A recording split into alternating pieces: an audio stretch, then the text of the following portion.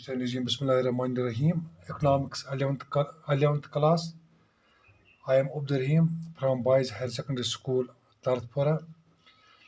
Yesterday, our topic for which we are discussed was problems in economic development in India.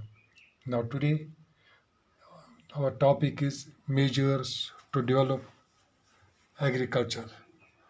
Dear students, there are many measures which have been taken by the government under 5-year plans to measure the development of agriculture, and some of these steps have been I am going to discuss with you here today in today's lecture. Number one is increase in area under cultivation. Increase in area, and we must, India government has taken a step an increase in area under cultivation is possible in two ways: increase in next sown area, and number two, multiple cropping, that is sowing of more than one crop in a given area in a year. During 5-year plans, both these methods have been adopted to increase the area under cultivation. Number two is more irrigation.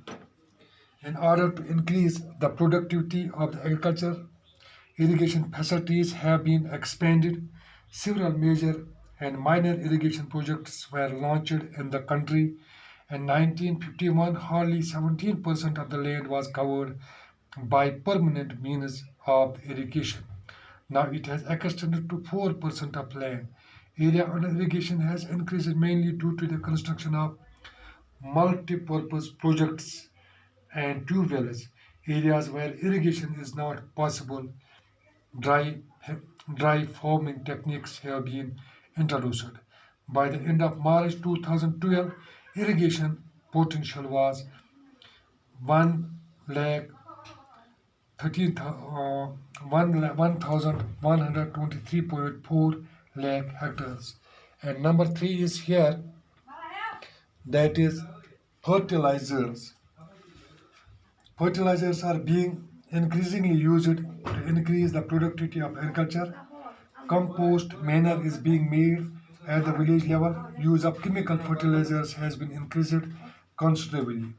In 2014 and 15, nearly 256 lakh tons of chemical fertilizers were used.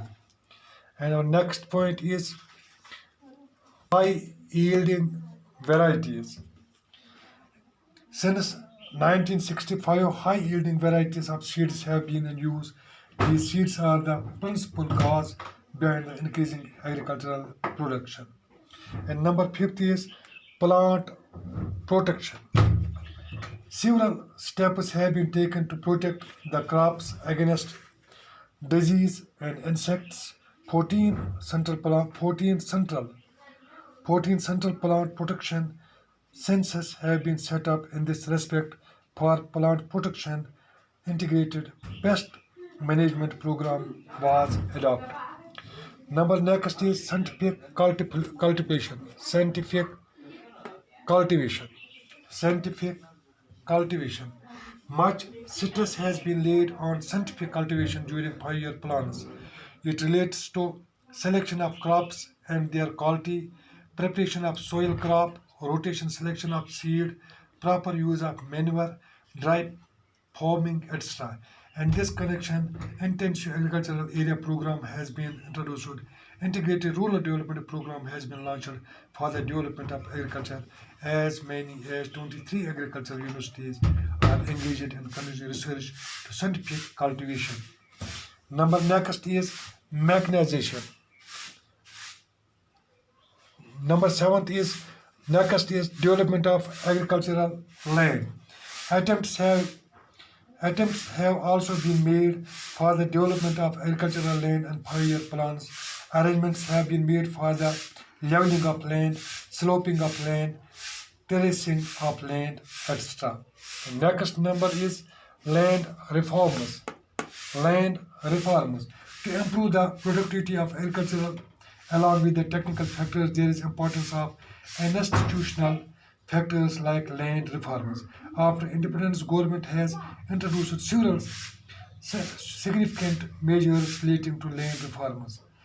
That is, Zimindari system has been abolished, actual cultivars have been made the owner of the land are given the rights of the occupancy of tenant. Legislatures have been passed in different states to introduce tenancy reforms.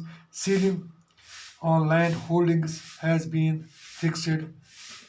And next now is improvement in agricultural marketing. Main objective of the improving the marketing of agricultural produce to the ensure responsible price to the farmers for their produce. Measures have been taken especially on these direction in this respect. Through three aspects, three ways: regulating markets, cooperative marketing societies, and number next is price support policy. Price support policy to motivate the farmers to increase their production continuously. It is necessary to insulate them against the uncertainties of the market. It has been done by the introducing the policy of price support. Under this policy, government assures a minimum price to the farmers for his produce. The government arranges to buy the surplus produce of the farmer at the support price through its trade agency. And last point is credit facilities. Cooperative credit societies have been developed to provide credit to the farmers at low rate of interest. Number of land development banks has been increased.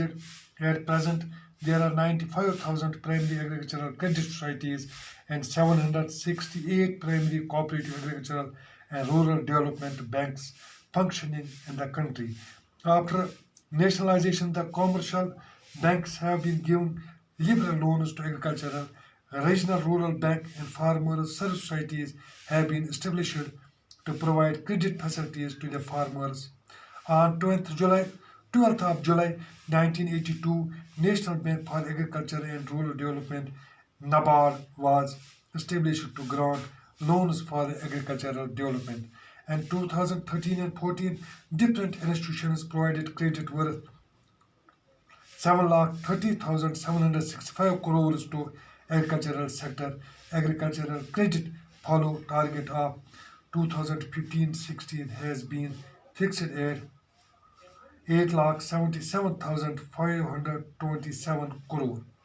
Now, my dear students, by taking the in consideration the time and the network, I hope it is enough, and I also hope that you may have understood this all. And in next chapter, I will come with next topic. Assalamu alaikum.